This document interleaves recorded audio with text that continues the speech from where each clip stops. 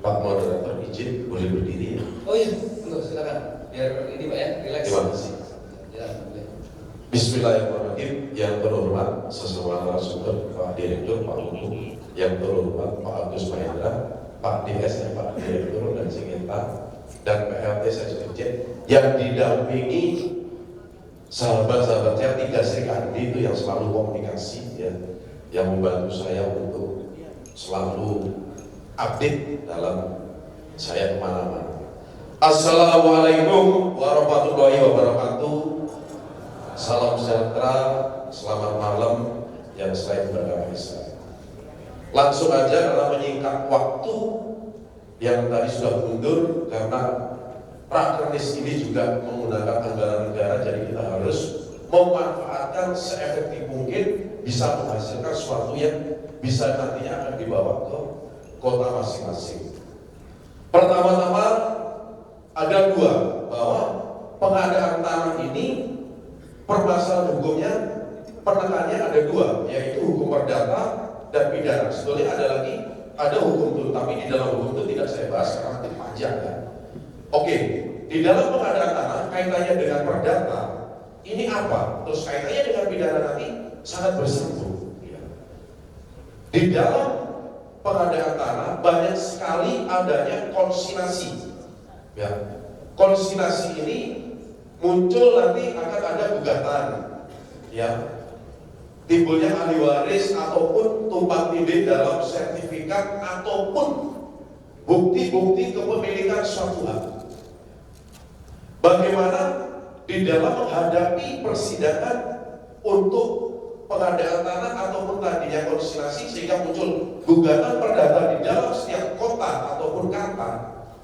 Ini saran saya kepada teman-teman yang ada di kota ataupun kabupaten, bagaimana sih supaya bisa menghasilkan nanti dalam putusan itu yang terbaik.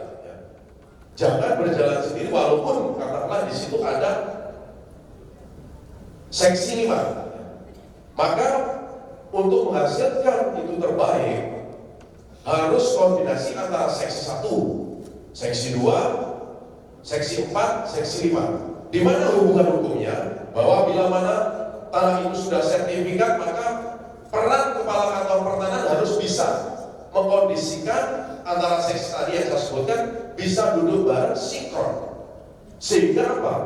Dalam jawab-menjawab, replik duplik ataupun nanti di dalam pembuktian bisa menghadirkan dalam persidangan ini bukti-bukti yang sesuai. Contoh hal aja, seksi 1 bahwa ini kaitannya dengan ukur atau peta bidang tanah PBT bisa dikeluarkan di seksi 1 GS-nya, GU dan seterusnya. Terus seksi 2-nya mungkin wakaf dan seterusnya, ya kan? Terus di seksi 4-nya adalah bergantian apa? Berkaitan dengan uang ganti rugi.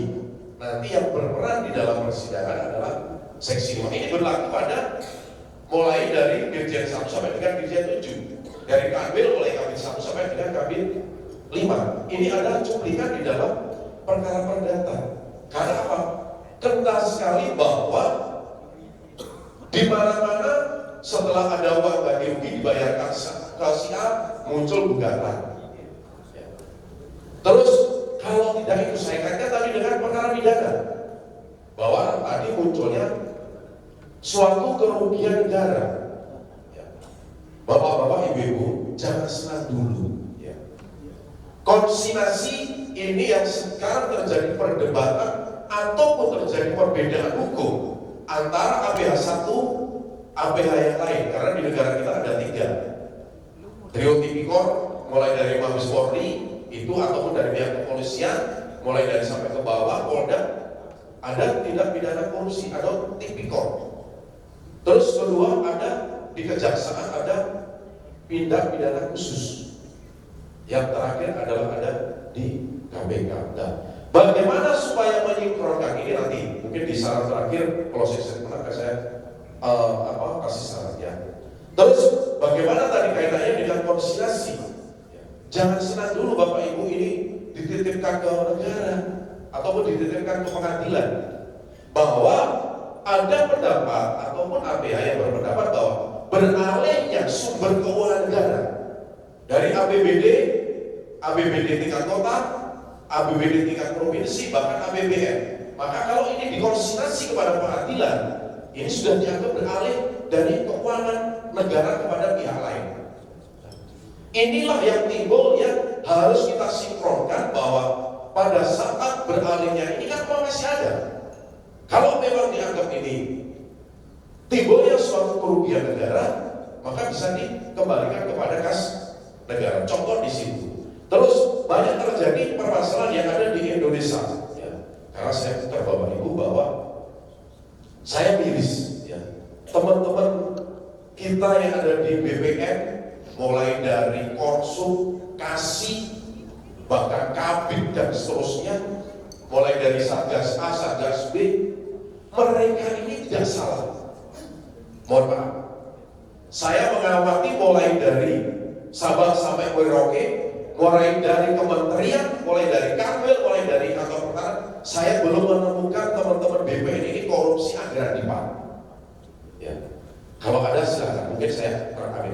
Sekali lagi saya belum menemukan kesalahan teman-teman korupsi anggaran IPA sehingga merugikan keuangan negara. Tapi apa yang terjadi yang saat ini teman-teman kita sampai ke tersangka ataupun terdakwa seperti tadi yang dikatakan oleh Pak Direktur, bahwa ada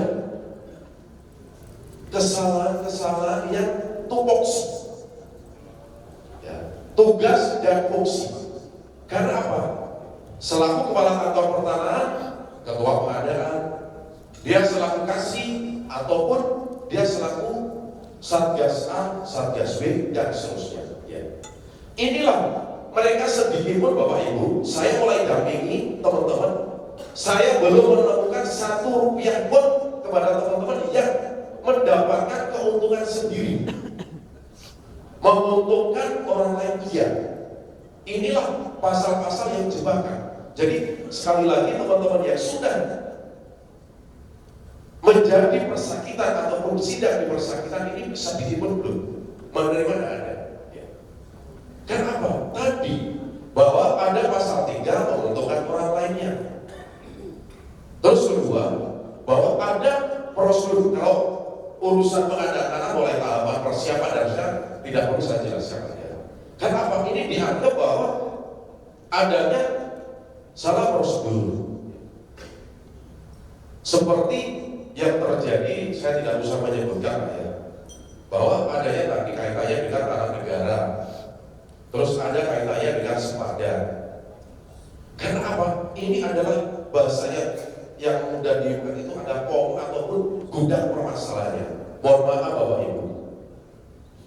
Dari Dirjen 1 sampai dengan Dirjen 7, dari Kabin 1 sampai dengan Kabin 5, Kasih 1 sampai dengan Kasih 5, pengadaan ataupun di seksi 4, ini pendapatannya itu jebuk ataupun zero.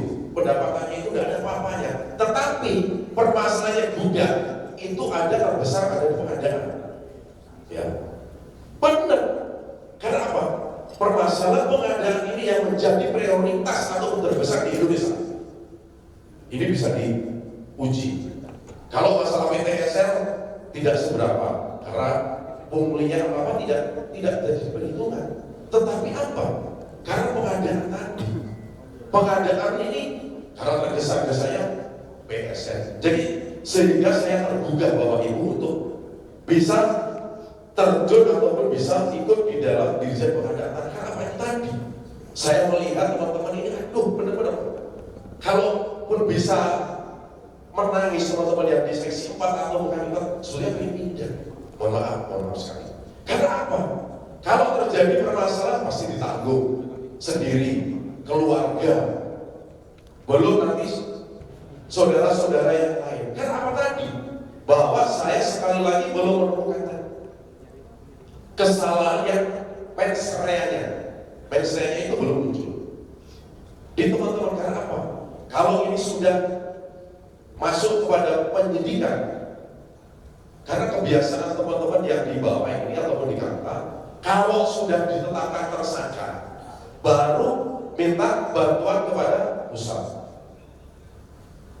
Sekali lagi, saya sarankan nanti kalaupun masih lidik, ataupun full bucket, ataupun wawancara, ataupun interview. Karena di dalam metode leading itu ada beberapa macam yang tadi saya sebutkan. Ini segera mungkin memberitahukan. Ya. Karena apa? Kita bisa antisipasi. Teman-teman di Direktorat Jenderal Pengadilan bisa membantu. Apapun solusinya, nanti kan kita bisa selesaikan. Kadang kalau sudah masuk pada penyidikan, itu baru teriak-teriak. Padahal kalau sudah penyidikan, kebiasaan itu apa? Dipaksakan. Mohon maaf. Karena kembali lagi kepada negara kita. Negara kita adalah negara hukum, negara ekstra, bukan negara kekuasaan belaka atau maksa. Kadang kalau sudah bahwa, saya contoh APH, dia mengurus sertifikat di suatu tempat dipersulit. Dia minta data wakaf ataupun gambar situasi ataupun PBT itu dipersulit. Nanti dia akan mencari kesalahan. Inilah yang harus kita lindungi untuk teman-teman. Terus kaitannya dengan tanah negara. Ini ada dua. Yang satu APH menyatakan boleh dibayar. Ini sudah ada putusan. Yang kedua putusannya masih samar-samar, tidak boleh dibayar. Bahwa jelas sekali bahwa kalau tanah negara yang sudah penguasaannya sekian tahun, bahwa dibuktikan dengan kepemilikan pernyataan persaksian dan seterusnya, maka itu boleh dibayar. Sebenarnya tanah negara ini ada dua, tanah negara murni, tanah negara yang dikuasai oleh pemerintah pusat, pemerintah provinsi, pemerintah daerah, dan pemerintah desa. Nah, ini kalau di sini jelas aturannya bahwa diganti dengan koordinat. Tapi kalau tanah negara murni, saya jamin sebetulnya murni. Ya. Karena apa? Masyarakat karena ketidakmampuan dalam mengurus suatu sertifikat, ya.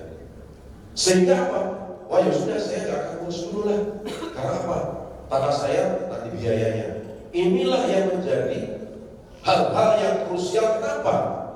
Karena secara ekonomis dia mampu.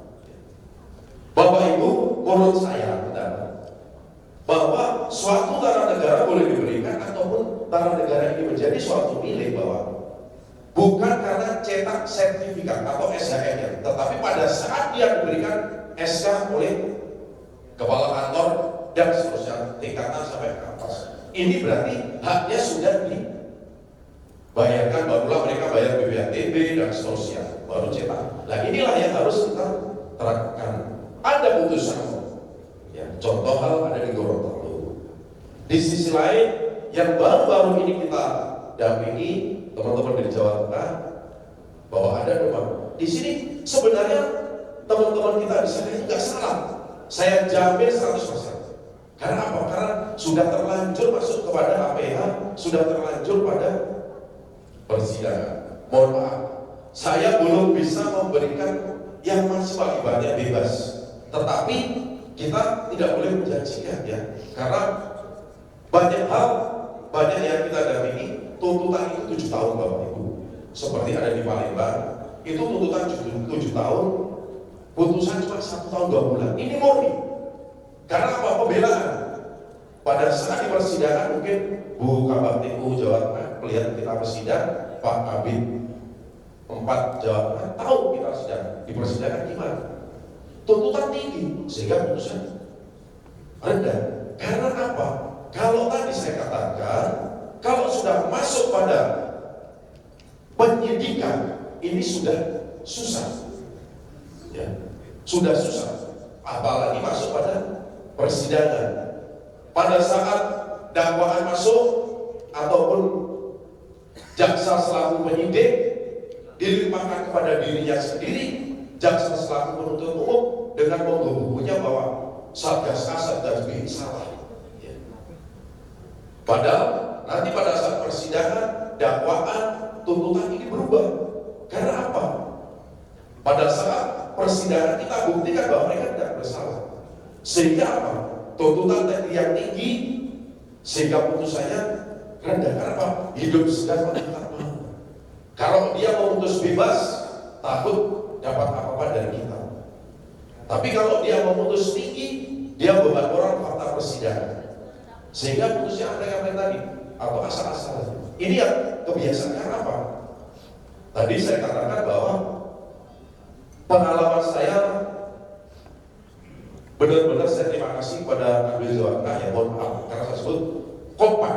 Pada saat saya nyusun nota pembelaan dari kantor depan, gabung sama kita satu ruangan pada saat bulan puasa, diskusi. Kita walaupun di dalam nyusun itu debat, belak-belak apa-apa, tapi kita tuangkan di dalam nota pembelaan. Tapi tadi saya katakan, karena kita lihat itu yang kita benar-benar tidak mau, ya. Kita murni kalau pembelaan. Suatu contoh lagi, teman-teman kita yang ada di Sidoarjo, itu pun juga salah. Karena apa tadi? Tuntutan tinggi di sana juga tinggi, putusan 1 tahun. Yang tadi saya katakan jelas-jelas di depan mata, alhamdulillah putusan 1 tahun 2 bulan di Palembang. Yang satu terdakwa itu putusan 4 tahun, sekarang masih ada yang satu sudah keluar. Yang ini tadi, karena kalau sudah masuk, sudah ditetapkan tersangka, susah. Terus bagaimana menyikapi ini? Ya.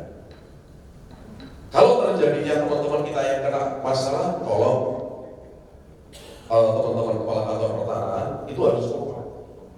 Jangan saling menyalahkan, oh udah biarkan aja dulu, kasih pengadaan sudah diingatkan dan sudah, jangan. Harus kompak antara seks satu yang tadi sekarang. Karena apa?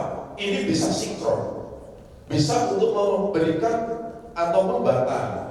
Kedua, apa yang bisa kita lakukan di Direktorat Jenderal Pengadaan Tanah ataupun di Kementerian? Kalau sudah ada pemerintahan, kita bisa membuat legal standing ataupun membuat pendapat hukum kepada APH yang melakukan leading. Saya hafal Bapak Ibu, ya leadingnya seperti yang ada sekarang di Bonegolango, Sumatera Utara, terus Goa, dan seterusnya. Banyak yang sekarang lagi persidangan, mohon maaf teman-teman dari NTT, ada mantan kepala kantor pertahanan, kalau nggak salah Pak, ya saya masuk dalam kuasa karena kesibukan nggak bisa terjun. Jadi sekali lagi mohon maaf Bapak Ibu, jangan senang dulu, ya. Saya harus memberikan sesuatu yang fakta. Jangan senang dulu jadi direktur, jadi dirjen, jadi kepala kantor. Karena apa? Mayoritas berapa persen yang sudah pensiun masih tetap dipanggil-panggil. Yang baru-baru ini aja kemarin di Sumedang sudah pensiun, ya. Sudah menikmati masa tuanya. Nah, inilah yang harus kita jaga. Karena apa? Padahal kita di dalam melaksanakan tugas, melaksanakan tupoksi tadi sudah sesuai dengan aturan. Ya. Terus contoh lagi, ya. Kalau sempadan ini pasti banyak yang terjadi di Indonesia. Karena apa? Sempadan ini bisa milik dinas pengairan tingkat kota, tingkat provinsi, bahkan Kementerian PUPR ataupun BWS. Makanya di sini Bapak Ibu kepala kantor pertahanan, kalau mungkin di situ ada sungai, silakan saran saya untuk menentukan supaya tidak terjadinya konflik of interest antara kepentingan BBWS ataupun dari Kementerian PUPR tadi. Saya sarankan untuk disertifikatkan nggak pakai sungai tadi, ya. Karena apa? Kalau sempadan itu sungainya sudah bersertifikat, maka sempadannya harus masuk. Terus gimana untuk menentukan itu? Saran dan solusi silakan berkoordinasi dengan dinas terkait yang mempunyai sungai. Dia segera menetapkan batas. Sekali lagi, dasar hukum untuk menentukan sempadan sungai adalah penetapan batas. Kalau di situ nanti tidak ada penetapan batas, maka kita akan melakukan, kalau di situ ada pengadaan tanah ternyata ada BBWS, ada miliknya dinas sekarang, kita sedikit banyak nanti mungkin akan bayar atau melakukan UGR terhadap sempadan itu. Nah, nanti akan timbul permasalahan. Berapa saat yang lalu ada surat edaran, memang benar. Surat edaran ini tapi harusnya didukung dengan diukur dulu sempadan seluruh Indonesia. Ya. Tapi kembali lagi, mereka ada anggaran nggak untuk menentukan batas pajak tadi? Kalau enggak, kita yang susah. Satgas A, Satgas B untuk identifikasi inventarisasi ini yang susah di dalam menentukan suatu tanda batas. Ya. Terus lagi-lagi, bagaimana kalau dalam suatu menerbitkan kita selaku kepala kantor pertanahan dan seterusnya bahwa menerbitkan suatu sertifikat yang tumpang tindih, sehingga pada saat terbitnya sertifikat itu digunakan untuk pengadaan tanah. Bagaimana solusinya? Bahwa pembatalan sertifikat ada dua. Satu, melalui putusan pengadilan. Dua, melalui SK. Kalau yang mengeluarkan sertifikat itu adalah kepala kantor pertanahan, maka satu tingkat di atasnya. Selanjutnya itu satu tingkat, kalau Kanwil yang mengeluarkan, maka satu tingkat di atas. Ini segera mungkin, biar tidak membias, biar tidak mengembang. Kalau nanti ini timbul permasalahan, maka akan menimbulkan suatu kerugian negara. Suatu contoh hal, bahwa di kota A, bahwa di sini ada jelas-jelas aset milik provinsi. Setelah itu dikeluarkan tumpang tindih terhadap sertifikat yang muncul baru. Nah, sertifikat yang baru ini apa digunakan untuk pengadaan tanah, sehingga apa kerugiannya double, merugikan negara terhadap aset tadi. Yang kedua, merugikan keuangan negara terhadap uang yang sudah dikeluarkan. Masih ada waktu? Atau langsung tanya jawab ya? Jadi, Bapak Ibu, sekali lagi permasalahan yang ada seperti ini ya. Karena setiap kasus, setiap pengadaan tanah itu berbeda dan variatif. Ya. Kerugian negara itu juga bervariatif. Terus, bagaimana menyikapi yang terjadi ataupun teman-teman bila mana diminta oleh APH jadi saksi, pasti ya, baik di tingkat kantor ataupun Kanwil. Jadi saksi katakanlah dalam perkara korupsi pengadaan tanah. Ini jangan sampai saksi A, saksi B, saksi C, saksi D berbeda ya. Harus sinkron. Bagaimana cara menyinkronkan tadi? Mungkin kalau kepala kantornya kan bisa membriefing, ataupun kalau tidak bisa minta bantuan ke Kanwil tidak bisa minta bantuan ke dirjen yang terkait ya. Jadi ini kan apa? Kalau ini nanti berbeda, maka gampang sekali orang untuk menyalahkan. Dianggap bahwa pensrea tadi perbuatan melawan hukum. Ini kebanyakan tadi bahwa sepada negara dan seterusnya. Belum lagi kalau salah bayar. Nah, suatu contoh begini. Dalam suatu pengadaan tanah, katakanlah dinas A, dia minta bantuan kepada kita untuk pengadaan tanah. Ternyata pada saat itu ganda kepemilikan, ya, ganda kepemilikan, tapi pada saat dilakukan UGR, diumumkan dan sudah tahapan pengadaan sudah dilalui, bahkan sampai danoknya sudah dikeluarkan, ya, daftar peminatnya sudah dikeluarkan. Terus dibayar ke apa? Mereka lapor pada apa yang tadi yang ada saya sebutkan. Maka ini nanti juga akan menimbulkan suatu kerugian negara. Karena apa? Padahal yang satu yang mendapatkan uang ganti rugi tadi sudah sertifikat. Yang belum waktu lapor dia mempunyai SPH, SKT, girik, rawangan, buku C desa dan seterusnya. Ya. Ini mereka terima. Sehingga apa? Mereka berasumsi bahwa pendapat ini karena dia juga pemilik Pak. Nah, padahal kalau kita berbuku bahwa yang kita keluarkan pada UGR yang sudah bersertifikat. Nah, ini belum terjadi lagi. Makanya tadi saya katakan kita jangan senang dulu. Oke, pada saat keluarkan danau nggak ada masalah, tapi di beberapa hari kemudian muncul suatu permasalahan ini pasti. Terus Bapak Ibu ada juga pengalaman bahwa dalam membuat dalam kolom daftar nominatif antara menguasai memiliki. Kalau tadi bahwa tanah negara yang dikuasai oleh pemerintah pusat, pemerintah daerah dan seterusnya tadi, maka dimasukkan dalam kolom apa? Karena kan dia di situ ada kolom pemilih, ada kolom masih masuk, ada kolom menguasai. Kalau pemilih, tetapi yang terjadi pada saat ini itu dimasukkan pada kolom pemilih. Nah ini juga sama apa yang disalahkan, bahwa tanah negara dimasukkan pada kolom pemilih karena kebiasaan kita. Sama KJBP dikeluarkan nilai. Nah, inilah yang harus kita sinkronkan dalam APH. Oke? Closing statement saya, bagaimana solusi untuk menyikapi ini?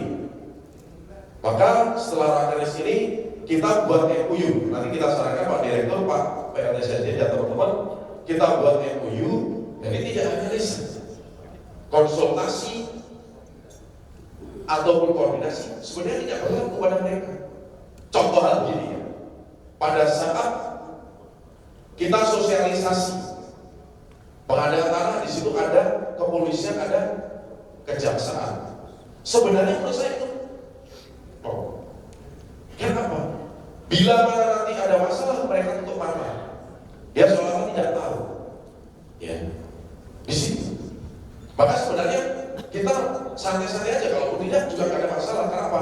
Kalau ada masalah, Bapak padahal dulu pada saat sosialisasi, pada saat pengumuman, pada saat UGN ditungguin, bahkan ada APH, ada dari kejaksaan. Ayo, saya jamin pasti Bapak Ibu seperti itu. Tapi kalau sudah ada masalah, lepas saja. Ya. Maka sekali lagi saran saya, kita buatkan MOU tertulis, nanti mungkin dari Bu Dirjen dengan Pak Kabar Eskrim menyinkronkan tanah negara, terus dari Kejaksaan Agung Pak Jampisus dan Deputi Penyidikan dan Penindakan. Ini baru bisa sinkron. Ya karena apa?